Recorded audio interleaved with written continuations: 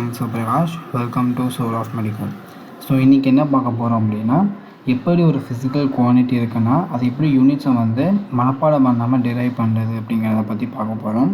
So எப்படி இருந்தாலும் வந்து பார்த்திங்க அப்படின்னா உங்களுடைய ஃபிசிக்ஸ் எக்ஸாம் 11th இருந்தாலும் சரி 12th இருந்தாலும் சரி கிரியேட்டிவ் 1 மார்க் வந்து பார்த்திங்க அப்படின்னா யூனிட்ஸ்லேருந்து வர்றதுக்கும் டைமென்ஷன்ஸ்லேருந்து வர்றதுக்கும் அதிகமான ப்ராபபிலிட்டி இருக்குது.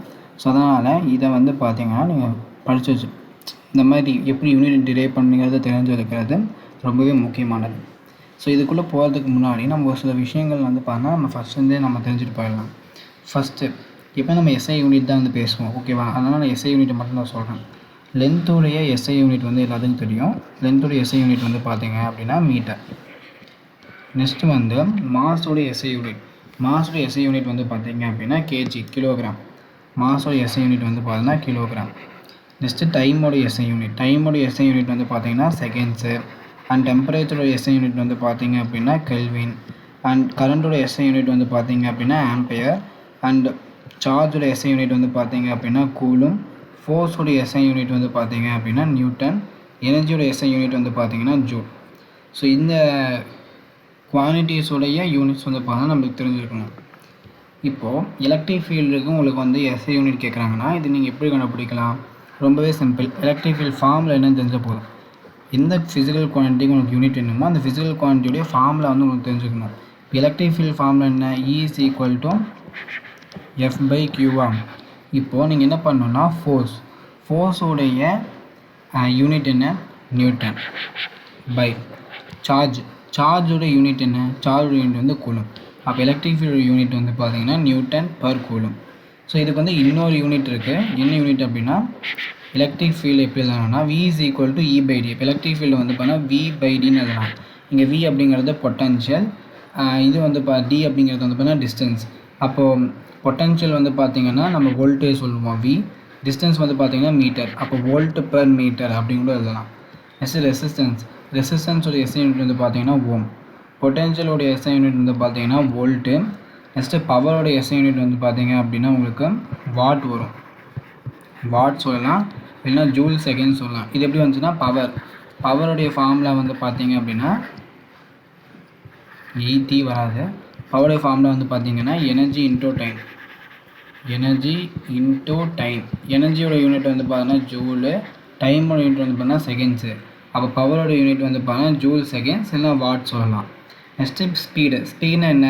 டிஸ்பிளேஸ்மெண்ட் பை டைம், ஏன்னா டிஸ்டன்ஸ் பை டைம். டிஸ்டன்ஸோட யூனிட் வந்து பார்த்திங்க அப்படின்னா லென்த்து, மீட்டரு. டைமோட யூனிட் வந்து பார்த்தீங்கன்னா seconds, metre per seconds. Next ஆக்சலரேஷன்னா velocity by time. Velocity unit என்ன? Metre per second. நெக்ஸ்ட்டு டைமோட யூனிட் என்ன? செகண்ட். அப்போ வந்து பார்த்தீங்கன்னா metre per second square. Next magnetic மூமெண்ட்டுக்கு வந்து பார்த்திங்க அப்படின்னா உங்களுக்கு ஃபார்முலா இருக்குது. PM is equal to IA அப்படின்னு சொல்லி மேக்னெட்டிக் மூமெண்ட், அதாவது current loop as a magnetic dipole அப்படின்னு ஒரு கான்செப்ட் இருக்கும். அந்த கான்செப்டில் இந்த ஃபார்முலா வந்து நீங்கள் டெரைவ் பண்ணுவீங்க.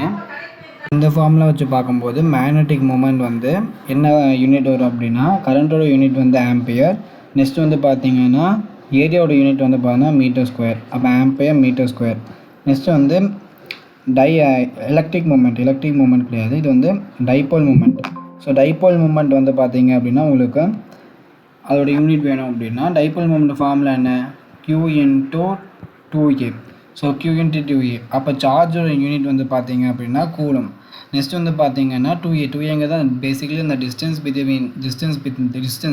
டிஸ்டன்ஸோட யூனிட் வந்து பார்த்தீங்கன்னா மீட்டர். அப்போ கூலும் மீட்டர். நெக்ஸ்ட் வந்து டார்க்குக்கான ஃபார்முலா வந்து பார்த்திங்கன்னா டிஸ்டன்ஸ், அதாவது R/F. R அப்படிங்கிறது டிஸ்பிளேஸ்மெண்ட், அப்போ அதுக்கு வந்து மீட்டர் வச்சுக்கலாம். ஃபோர்ஸ் அப்படிங்கிறது நியூட்டன், அப்போ நியூட்டன் மீட்டர் எழுதிக்கலாம். நெக்ஸ்ட்டு ஃப்ரீக்வன்சியோட ஃபார்முலா வந்து 1/டைம் டைம் பீரியடா.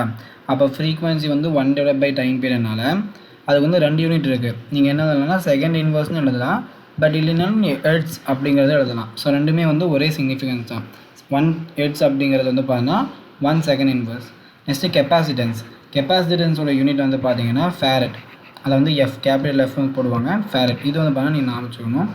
அதே மாதிரி இந்த இண்டக்டன்ஸோட யூனிட் வந்து பார்த்தீங்க அப்படின்னா உங்களுக்கு என்ட்ரி வரும். பட் இதுக்கு வந்து நிறைய யூனிட் இருக்குது. எக்ஸாம்பிளுக்கு வந்து பார்த்தீங்க அப்படின்னா உங்களுக்கு இந்த XL is equal to L omega அப்படின்னு உங்களுக்கு வந்து பார்த்தீங்க அப்படின்னா ஆல்டர்னேட்டிங் கரண்ட்டில் இருக்கும். அப்போ இதுலேருந்து பார்க்கும்போது எல் அப்படிங்கிறது வந்து பார்த்தீங்கன்னா இண்டக்டன்ஸ். அப்போ L is equal to X L divide by omega. Basically வந்து பார்த்தீங்க அப்படின்னா எக்ஸ்எல் அப்படிங்கிறது வந்து ரெசிஸ்டன்ஸ். அப்போ அதோட யூனிட் வந்து ஓமு. Next omega. ஒமேகா வந்து பார்த்தீங்கன்னா இங்கே ஆங்குலர் ஃப்ரீக்வன்சி மாங்க. Omega is equal to 2π/t. So 2πக்கு வந்து பார்த்தீங்கன்னா யூனிட் கிடையாது. டீக்கு யூனிட் வந்து பார்த்தீங்கன்னா செகண்டு. அப்போ 1/2 தட் மீன்ஸ் செகண்ட் இன்வெர்ஸ். அப்போது இங்கே செகண்ட் இன்வெர்ஸ் போட்டோம் அப்படின்னா அதை மேலே கொண்டு வரும்போது ஓம்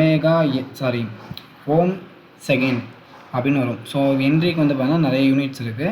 so one of the unit வந்து பார்த்தீங்க அப்படின்னா ஓம் செகண்ட். அதே மாதிரி வந்து ஆங்குலர் ஃப்ரீக்வன்சி யூனிட் வந்து பார்த்தீங்கன்னா செகண்ட் இன்வெர்ஸ்.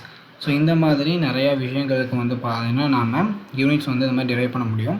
ஒரு சில எக்ஸாம்பிள்ஸ் நம்ம பார்த்தோம். நீங்களும் வந்து பார்த்தீங்கன்னா நிறைய எக்ஸாம்பிள்ஸ் ப்ராக்டிஸ் பண்ணி பாருங்கள். தேங்க்ஸ் ஃபார் வாட்சிங்.